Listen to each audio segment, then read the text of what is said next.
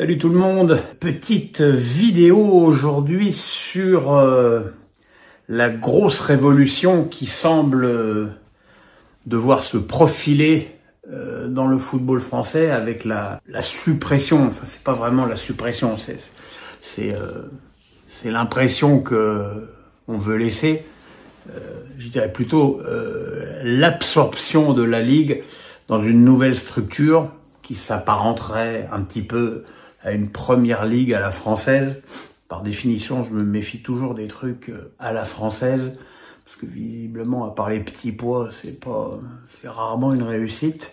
Enfin, toujours est-il que Philippe Diallo, le président de la Fédération française de football, a pris la parole et a expliqué que la gouvernance du football allait changer et qu'il allait donc avoir une sorte de première ligue à la française et que la fédération allait reprendre le contrôle de la gestion du football professionnel français et de son championnat, bien évidemment, avec la bénédiction de Vincent Labrune. Alors évidemment, quand on est bas de plaf et qu'on voit pas plus loin que le bout de son nez, on se dit « Oh bah super, on est débarrassé de Vincent Labrune et tout va s'arranger ». Alors, même si c'est effectivement, je dirais, une condition sine qua non à ce que le dossier avance de façon significative, le départ de Vincent Labrune des affaires ne va pas non plus tout solutionner d'un coup de baguette magique. Alors évidemment, dans cet immense fourre-tout brossé par le président de la Fédé, il y a des bonnes et des mauvaises choses. Et je vais encore une fois faire le pisse-froid, je suis désolé, mais il y a plein de trucs qui me plaisent pas dans ce projet. À commencer par les projets qu'il peut y avoir de résurrection de la Coupe de la Ligue sans les clubs européens. Donc déjà, je ne vois pas l'intérêt. Quel va être l'intérêt de gagner cette coupe, mis à part de faire des matchs qui vont s'ajouter aux matchs de championnat et qui vont faire que toutes les équipes qui finalement vont en avoir logiquement rien à foutre vont envoyer leur équipe réserve, comme c'était déjà le cas. Faut se souvenir aussi pourquoi la Coupe de la Ligue a été supprimée il y a quelques années. C'est parce que dans les premiers tours, c'était toujours c'était la Coupe des coiffeurs. Donc ça n'a aucun intérêt. Et en plus, si ça n'offre pas de place européenne, ça a encore moins d'intérêt. Autre truc encore plus ridicule, l'instauration de play-off à la fin de la saison. Alors c'est un peu comme le gouvernement Raffarin pour les plus anciens, c'est-à-dire on balance des trucs en l'air et puis on voit le bruit ou l'odeur que ça fait quand ça retombe. Je veux dire, je suis contre, mais totalement contre cette américanisation du sport. Un championnat, c'est toutes les équipes qui vont chez tout le monde par match aller-retour. Donc quand t'as 18 clubs, ça fait 34 matchs. Et ben celui qui finit premier, et ben il est fini premier, il est champion de France et c'est tout à fait normal. Et si le but du jeu, c'est juste d'espérer que sur un match, parfois, le titre échappe au PSG, ça n'a quand même absolument aucun intérêt. Et puis c'est injuste. C'est injuste.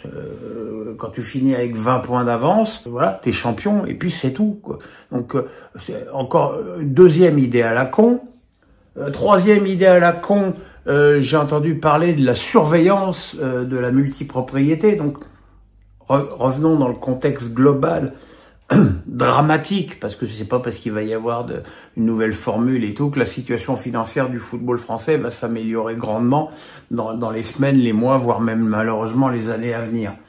Donc il y a plus d'oseille, on va le dire clairement. Il y a des clubs qui sont véritablement en risque de faillite un peu partout en France. Et tu vas dire aux gens, il y a un groupe qui aimerait investir, ben non, on va vous mettre des bâtons dans les roues.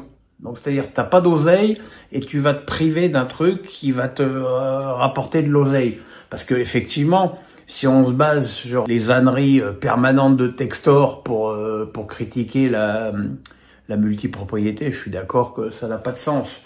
Mais bon, regardez, même en raisonnant par l'absurde, Ineos à Nice, ça gêne qui? Ça gêne qui? Si, ça gêne Ineos qui a plus envie d'avoir Nice, mais voilà, Nice est autonome, Nice fonctionne parfaitement, Nice va peut-être être en Ligue des Champions. Donc voilà, quoi. Strasbourg avec Blue Gros, ça marche très bien. Donc c'est pas parce que ça marche pas à Lyon que c'est forcément quelque chose de mauvais et qui est généré par des gens qui ont des mauvaises intentions ou qui prennent le football français par-dessous la jambe.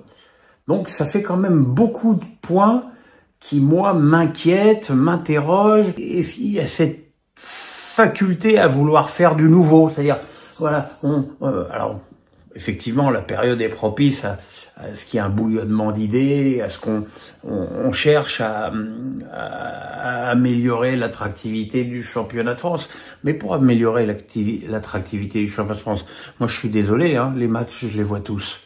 Il n'était pas si mal ce championnat cette année. Alors effectivement, le PSG a terminé avec une avance colossale.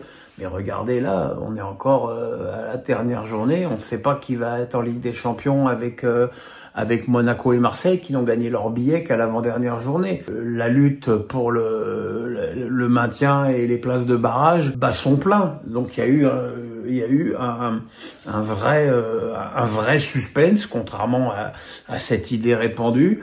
Il y a eu beaucoup de matchs de bonne qualité. Il y a des équipes qui ont pratiqué un football intéressant. Alors évidemment le PSG, mais Marseille par séquence, Lyon par séquence, Monaco par séquence, Strasbourg a pratiqué un jeu formidable, Brest a toujours été aussi emballant, Saint-Étienne depuis que l'arrivée d'Ornoland pratique un jeu intéressant. Moi je trouve qu'on a vécu un championnat de bonne qualité. Le problème c'est qu'il était mal produit, mal présenté, mal commenté, mal animé, mal habillé. Voilà, déjà un championnat qui sera bien produit, bien commenté, bien habillé, avec des bons reportages, des bonnes émissions. Je veux dire, franchement, mettre 4 mecs autour de la table ou 5 mecs autour de la table dans un studio, c'est pas ce qui coûte le plus cher, même dans la télé d'aujourd'hui.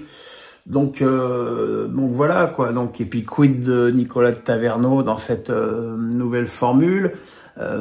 Et puis c'est bien gentil de vouloir tout changer, mais là le championnat il va se terminer samedi et il va reprendre dans 3 mois. Il va falloir qu'il y ait une diffusion, il va falloir qu'on choisisse un diffuseur. Je suis pas certain que la nouvelle structure soit en place pour prendre des décisions importantes à ce niveau-là. Donc Philippe Diallo qui a vu une trop belle occasion de se mettre en avant et de faire c'est moi le chef, alors que bon, faut pas déconner, hein, tout ça n'est pas sorti de son seul cerveau fécond, hein. Ça fait 3 mois qu'il y a des réunions intensives à la Fédé pour la gouvernance avec beaucoup de présidents de clubs et de gens du COMEX. Philippe Diallo, il a beau jeu de se trouver une légitimité avec cette révolution de palais. Maintenant, faire du bruit, c'est bien. Avoir des idées, c'est bien. Bouillonner d'idées, c'est bien. Mais il va falloir faire des choix, des vrais choix, et si possible, il va falloir faire les bons. Et encore une fois, je vous dis, il y a pas mal de points déjà soulevés lors de ces dernières journées qui m'inquiètent, parce que on va vouloir faire tout et n'importe quoi, on arrive surtout à faire n'importe quoi. Voilà les amis, passez une bonne journée, le pouce, la cloche, on s'abonne. Et à demain, je ferai une annonce cet après-midi, mais demain pour mon premier live sur YouTube à 18h30. Bye bye.